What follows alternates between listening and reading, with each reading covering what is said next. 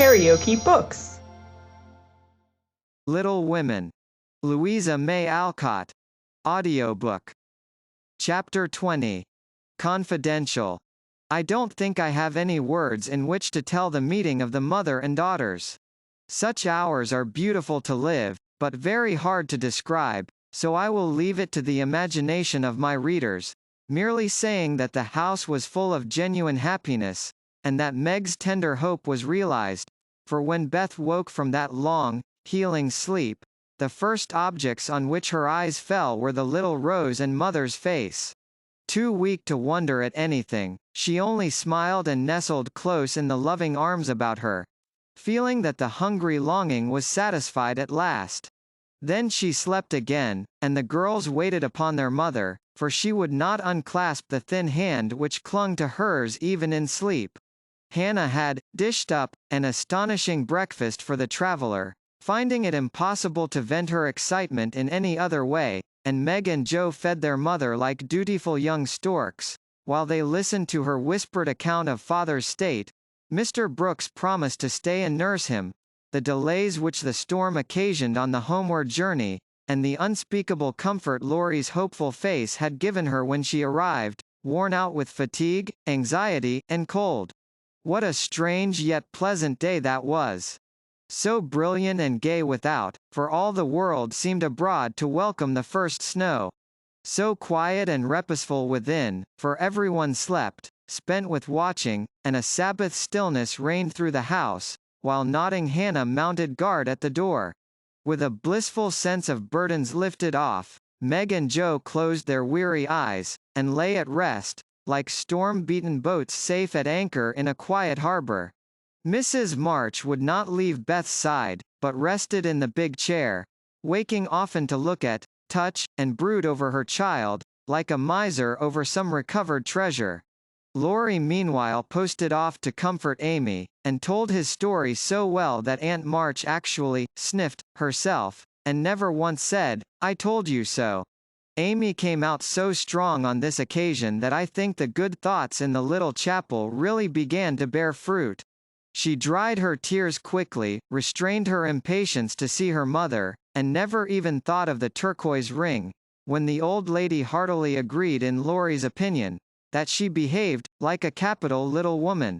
Even Polly seemed impressed, for he called her a good girl, blessed her buttons, and begged her to "come and take a walk, dear," in his most affable tone. She would very gladly have gone out to enjoy the bright wintry weather, but discovering that Laurie was dropping with sleep in spite of manful efforts to conceal the fact, she persuaded him to rest on the sofa, while she wrote a note to her mother. She was a long time about it, and when she returned, he was stretched out with both arms under his head, sound asleep, while Aunt March had pulled down the curtains and sat doing nothing in an unusual fit of benignity. After a while, they began to think he was not going to wake up till night, and I'm not sure that he would, had he not been effectually roused by Amy's cry of joy at sight of her mother. There probably were a good many happy little girls in and about the city that day, but it is my private opinion that Amy was the happiest of all, when she sat in her mother's lap and told her trials, receiving consolation and compensation in the shape of approving smiles and fond caresses. They were alone together in the chapel, to which her mother did not object when its purpose was explained to her. On the contrary, I like it very much, dear, looking from the dusty rosary to the well-worn little book, and the lovely picture with its garland of evergreen. It is an excellent plan to have some place where we can go to be quiet, when things vex or grieve us. There are a good many hard times in this life of ours, but we can always bear them if we ask help in the right way. I think my little girl is learning this. Yes, mother, and when I go home I mean to have a corner in the big closet to put my books and the copy of that picture which I've tried to make. The woman's face is not good, it's too beautiful for me to draw, but the baby is done better, and I love it very much.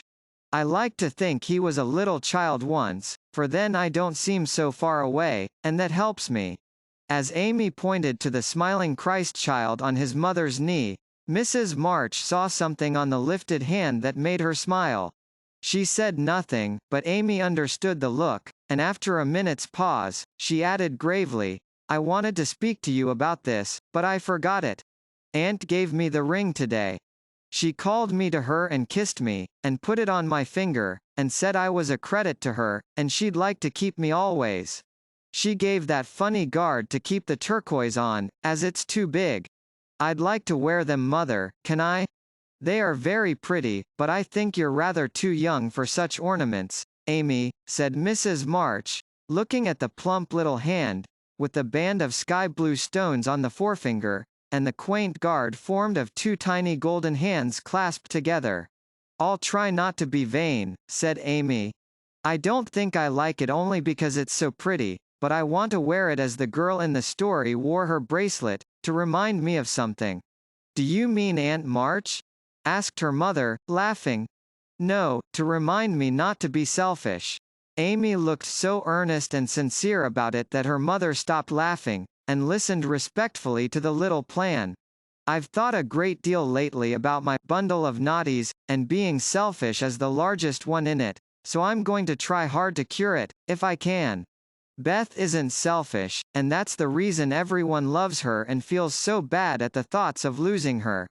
People wouldn't feel so bad about me if I was sick, and I don't deserve to have them, but I'd like to be loved and missed by a great many friends, so I'm going to try and be like Beth all I can. I'm apt to forget my resolutions, but if I had something always about me to remind me, I guess I should do better. May we try this way? Yes, but I have more faith in the corner of the big closet. Wear your ring, dear, and do your best. I think you will prosper, for the sincere wish to be good is half the battle. Now I must go back to Beth. Keep up your heart, little daughter, and we will soon have you home again. That evening, while Meg was writing to her father to report the traveler's safe arrival, Jo slipped upstairs into Beth's room, and finding her mother in her usual place, stood a minute twisting her fingers in her hair, with a worried gesture and an undecided look. What is it, dearie? Asked Mrs. March, holding out her hand, with a face which invited confidence. I want to tell you something, Mother. About Meg? How quickly you guessed. Yes, it's about her, and though it's a little thing, it fidgets me. Beth is asleep. Speak low, and tell me all about it. That Moffat hasn't been here, I hope? Asked Mrs. March rather sharply. No. I should have shut the door in his face if he had, said Jo, settling herself on the floor at her mother's feet. Last summer Meg left a pair of gloves over at the Lawrences and only one was returned. We forgot about it, till Teddy told me that Mr. Brooke owned that he liked Meg but didn't dare say so, she was so young and he so poor. Now, isn't it a dreadful state of things? Do you think Meg cares for him? Asked Mrs. March, with an anxious look. Mercy me. I don't know anything about love and such nonsense, cried Jo, with a funny mixture of interest and contempt. In novels, the girls show it by starting and blushing, fainting away, growing thin, and acting like fools. Now Meg does not do anything of the sort. She eats and drinks and sleeps like a sensible creature, she looks straight in my face when I talk about that man, and only blushes a little bit when Teddy jokes about lovers. I forbid him to do it, but he doesn't mind me as he ought. Then you fancy that Meg is not interested in John? Who? Cried Jo, staring. Mr. Brooke. I call him John now. We fell into the way of doing so at the hospital, and he likes it. Oh, dear.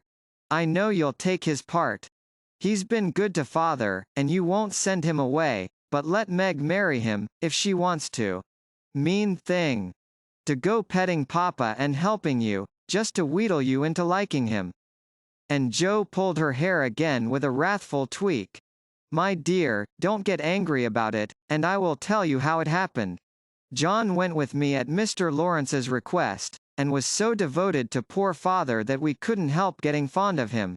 He was perfectly open and honorable about Meg, for he told us he loved her, but would earn a comfortable home before he asked her to marry him. He only wanted our leave to love her and work for her, and the right to make her love him if he could. He is a truly excellent young man, and we could not refuse to listen to him, but I will not consent to Meg's engaging herself so young. Of course not. It would be idiotic. I knew there was mischief brewing. I felt it, and now it's worse than I imagined. I just wish I could marry Meg myself, and keep her safe in the family. This odd arrangement made Mrs. March smile, but she said gravely, "Joe, I confide in you and don't wish you to say anything to Meg yet. When John comes back, and I see them together, I can judge better of her feelings toward him.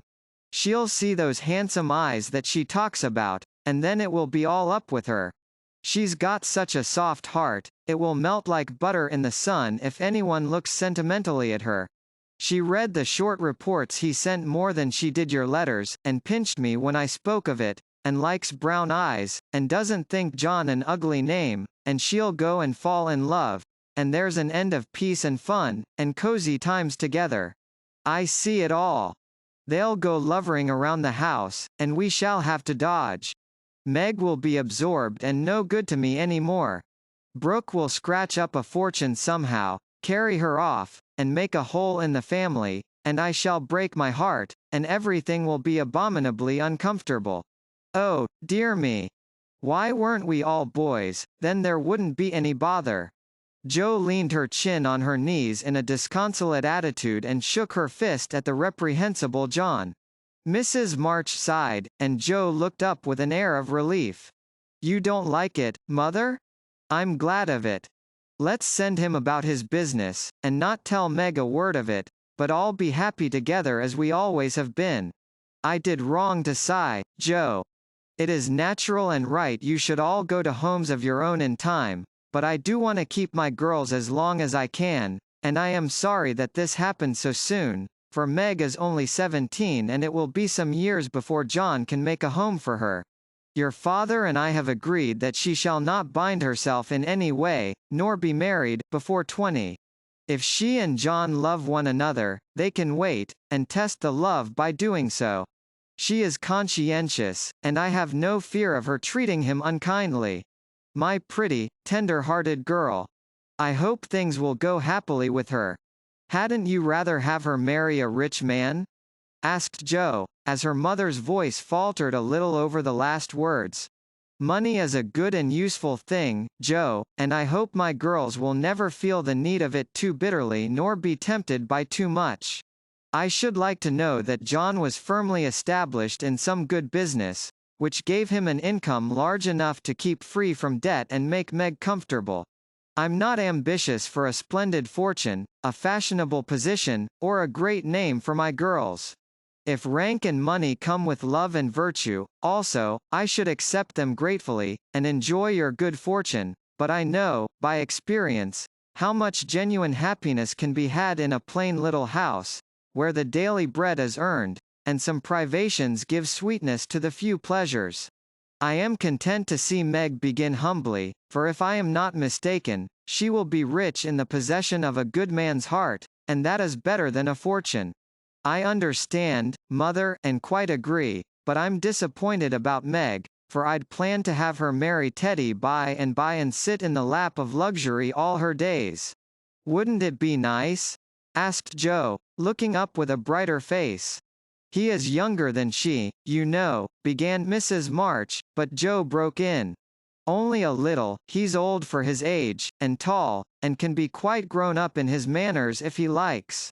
Then he's rich and generous and good, and loves us all, and I say it's a pity my plan is spoiled. I'm afraid Laurie is hardly grown up enough for Meg, and altogether too much of a weathercock just now for anyone to depend on. Don't make plans, Jo, but let time and their own hearts mate your friends. We can't meddle safely in such matters, and had better not get romantic rubbish, as you call it, into our heads, lest it spoil our friendship." "Well, I won't, but I hate to see things going all criss-cross and getting snarled up, when a pull here and a snip there would straighten it out. I wish wearing flat-irons on our heads would keep us from growing up. But buds will be roses, and kittens cats, more's the pity." "What's that about flat-irons and cats?" asked Meg, as she crept into the room with the finished letter in her hand. Only one of my stupid speeches. I'm going to bed. Come, Peggy, said Jo, unfolding herself like an animated puzzle. Quite right, and beautifully written. Please add that I send my love to John, said Mrs. March, as she glanced over the letter and gave it back. Do you call him John? Asked Meg, smiling, with her innocent eyes looking down into her mother's.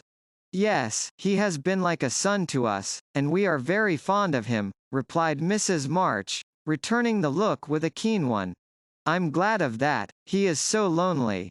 Good night, mother, dear. It is so inexpressibly comfortable to have you here, was Meg's answer. The kiss her mother gave her was a very tender one, and as she went away, Mrs. March said, with a mixture of satisfaction and regret, she does not love John yet, but will soon learn to. KaraokeBooks.